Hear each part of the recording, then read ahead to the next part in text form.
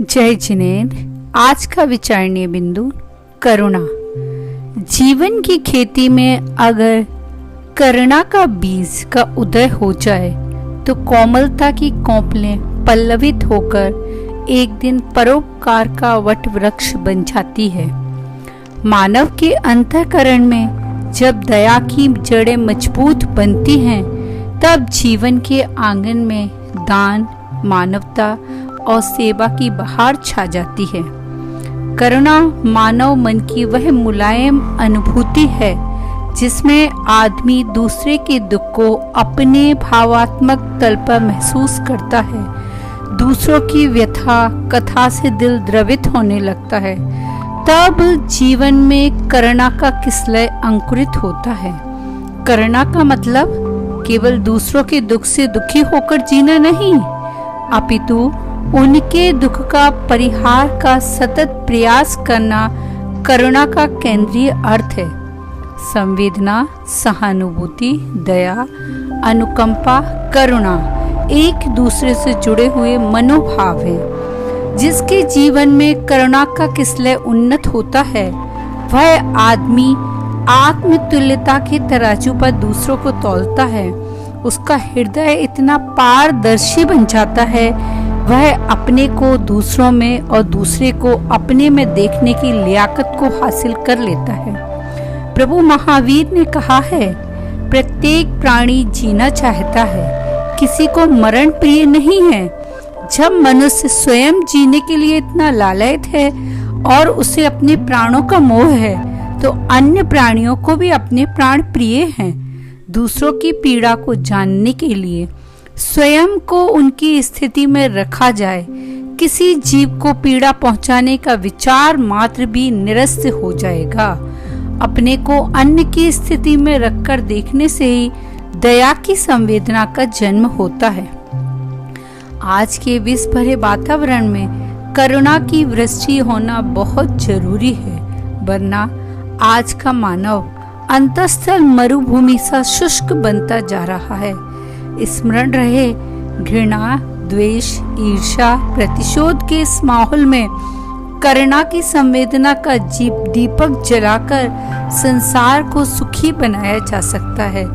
सृष्टि के समस्त प्राणियों में एकमात्र मनुष्य ही संवेदनशील है, जिसमें दूसरों के दुख दर्द गहराई से समझने की शक्ति है। इसीलिए मानव की पहचान गुणों से होती है। सज्जनों की संगति, सत्य साहित्य का पठन, सुविचारों का चिंतन, अनुसरण करने से जिन श्रेष्ठ गुणों का आगमन होता है, उनमें करुणा सिरमौर है। एक यात्री साइकिल रिक्शा में सवार था। मार्ग में चढ़ाई आ जाने पर रिक्शा चालक नीचे उतरकर रिक्शा खींचने लगा। यह देखकर यात्री का मन दया से द्रवित हो गया। उसी क्षण रिक्शा से उतर के पैदल चलने लगा। स्पष्ट है कि यात्री ने रिक्शा चालक के दुख का संवेदन ही नहीं किया, अपितु उसका दुख दूर करने के लिए अपना सुख छोड़ने के लिए तत्पर हो गया।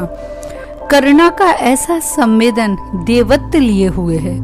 एक यात्री ऐसा भी है जो रिक्शा चालक को चढ़ाई के मार्ग पर कड़ी मेहनत से रिक्शा खींचते हुए देखता है, उसकी पीड़ा को स्पर्श भी करता है, लेकिन रिक्शा में बैठे बैठे बार बार यही कहता है कि भाई, तेरी मेहनत की कमाई है, कितना पसीना बहाकर 2 रोटी तुझे मिलती है।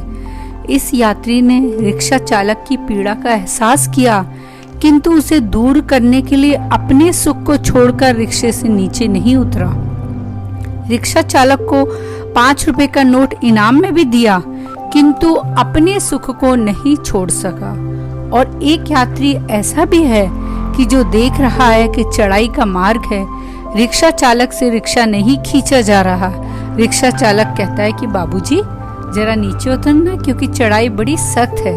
इतना सुनते ही यात्री गुर्राकर ऊंचे स्वर में कहता है, मैं क्यों उतरूं?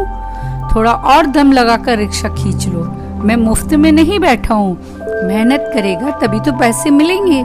हृदय में स्थित करुणा के किसलय पर जब कठोरता की परतें जम जाती हैं, तब व्यक्ति को दूसरे के दुख का संवेदन नहीं होता, और वह कठोरता ऊंचे स्वर में उभरती ही आती है। जो अपने कष्टों को देखकर पिघलता है वह स्वार्थ है, और जो औरों के कष्ट को देखकर द्रवित होता है वह करुणा है। करुणा कोमलता का विस्तार है, प्रेम का मानवीकरण है। आदमी होकर आदमी के काम आना आदमियत है, लेकिन मूक पशु पक्षी तक के काम आना करुणा है।